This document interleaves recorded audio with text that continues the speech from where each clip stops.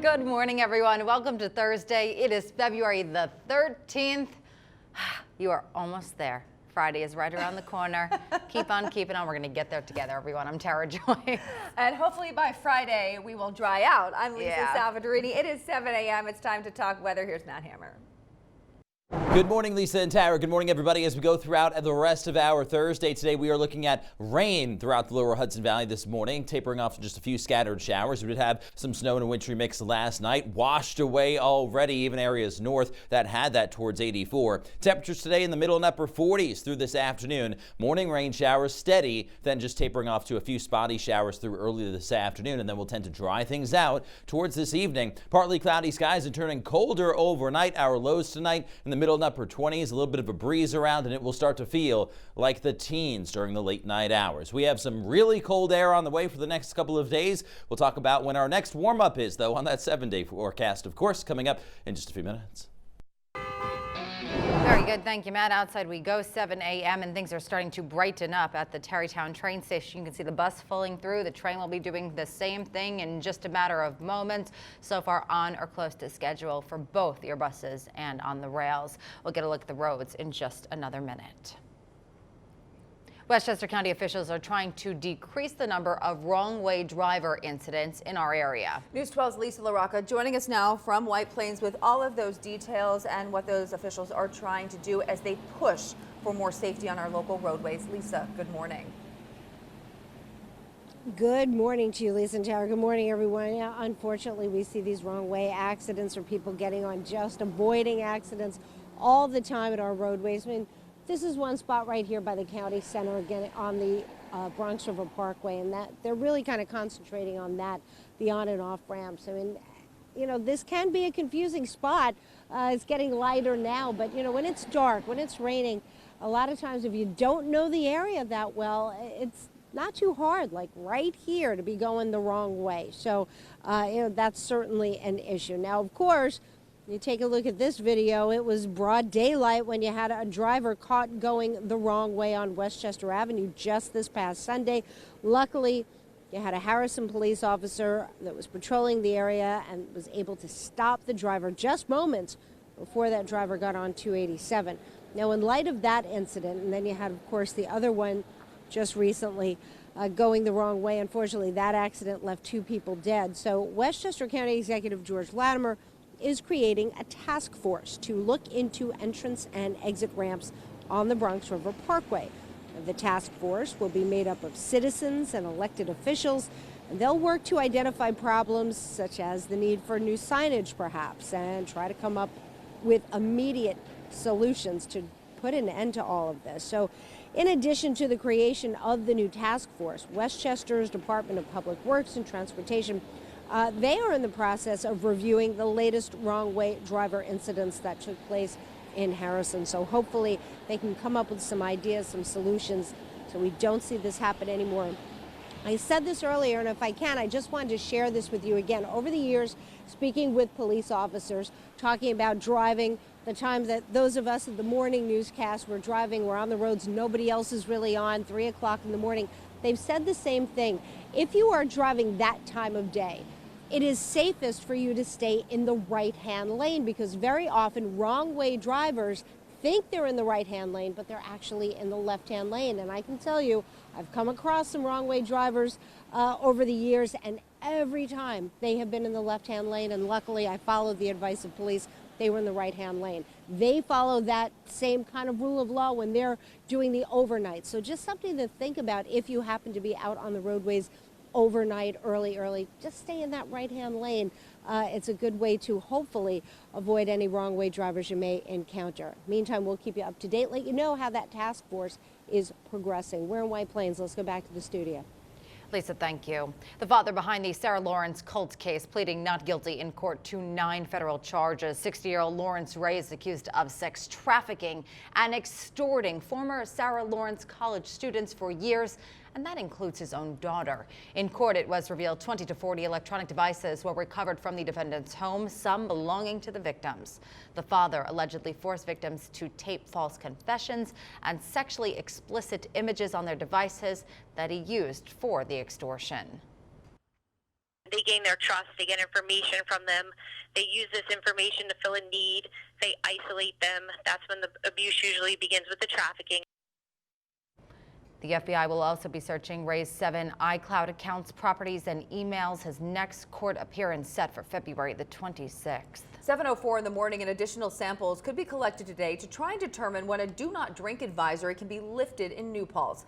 Village leaders issuing an advisory urging residents not to drink that tap water, all because of a foul smell of gasoline. Governor Andrew Cuomo announcing preliminary results from that water tank showed no detectable levels of petroleum in those compounds. SUNY New Paltz canceled classes we told you about for the entire week, though, because of the water woes. I feel like I didn't realize how much I needed water until we didn't have it anymore. So I feel like it is a big inconvenience because we didn't realize how much we used it for.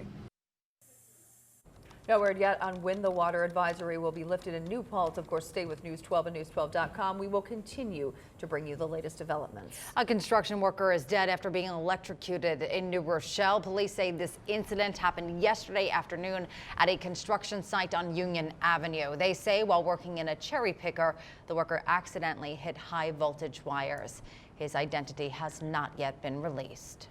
A Yonkers woman has now admitted to her role in a murder-for-hire plot involving her jailed boyfriend.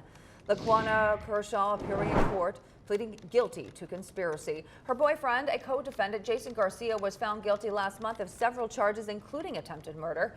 Investigators say she would visit Garcia in jail and plot the murder. She's facing up to 21 years in prison when she's sentenced on June 25th.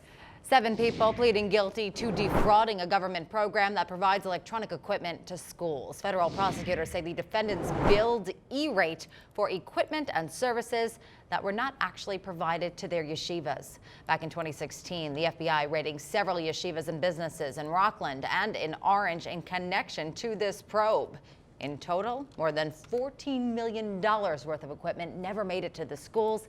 Each defendant has pleaded guilty to conspiracy to commit wire fraud, and that carries a maximum sentence of 5 years in prison and $250,000 in fines. Clarkstown police have now arrested a man for breaking into a Rockland Jewish middle school. Police say the Muncie man forcibly opened locked doors and stole several items at the Ashar School in New City. He faces several charges, including burglary and grand larceny. He was sent to Rockland County Jail and is due back in court tomorrow. Changes in the works for the state's controversial bail reform law. We've been talking a lot about this over the past couple of weeks. It has come under fire after several suspects were released, only to be quickly charged with new serious crimes. The changes would include hate and sex crimes and domestic violence charges. In addition, all felonies and any crime involving a death would mean the suspect could be kept in jail or tracked with a monitoring device. Cash bail would be completely eliminated. It's not clear at this point how quickly state lawmakers may act on the changes, but of course the governor would have to sign off. Well, today, Governor Andrew Cuomo is expected to meet with President Trump about the Trusted Traveler program. The governor says he's willing to share some driving records with federal immigration agencies. That is only if the administration reverses its ban on programs that allow New York travelers to avoid longer border security lines. I'm calling their bluff by saying, you said you want access to the DMV database for TTP, I'll give it to you. I don't believe that's what they want. They don't need it. There's no connection. The governor does believe this all stems from the green light law, which allows undocumented immigrants to apply for a New York driver's license. We caught up with the Tuckahoe cheerleading team after they returned home from a big win. The team taking first place in the world competition this weekend at the high school cheerleading championships. They say the hard work was totally worth it in the end. It was a lot of team bonding and a lot of enjoyment, and we were really able to see the fruits of our labor really pay off.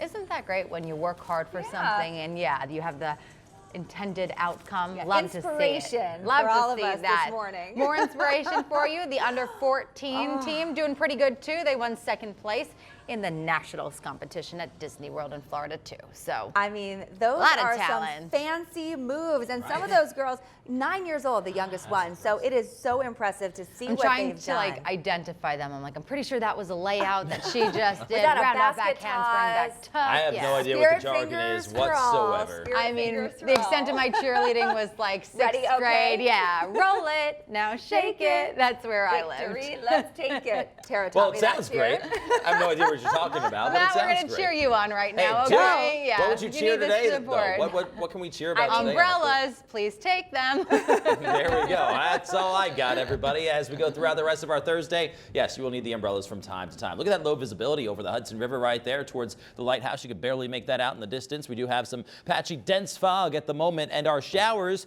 really starting to break apart to our south and west a little bit. We are still in and out of those rain showers, and when it's not steadily raining, we do have some patchy drizzle around, but the worst of our rain is already moving out off to our east, so good news there. 35 degrees in White Plains right now. We have mostly cloudy skies, a few spotty showers around. Notice that the coverage of the showers is very much widely scattered compared to what it was a short time ago, about an hour and a half ago or so. It was a little bit worse with the steadier, heavier rain. Right now, some spotty on and off rain showers, temperatures above the freezing mark everywhere right now in the middle and upper 30s for the most part. As we go throughout the rest of today, visibility will improve. Right now, it is awful all throughout the lower Hudson Valley with a visibility of around a mile or so in a lot of the spots in Westchester County, right along the Hudson River. That's where the worst of the fog is. Visibility a little bit better, but not by a whole lot off to the north and west. Winds 5 to 10 miles per hour to 10 to 20 mile per hour breeze this afternoon as we start to dry things out completely after around 2 or 3 o'clock. Still can't rule out a shower up until that point. 20s tonight will start to feel like the teens with that colder wind, but it's dry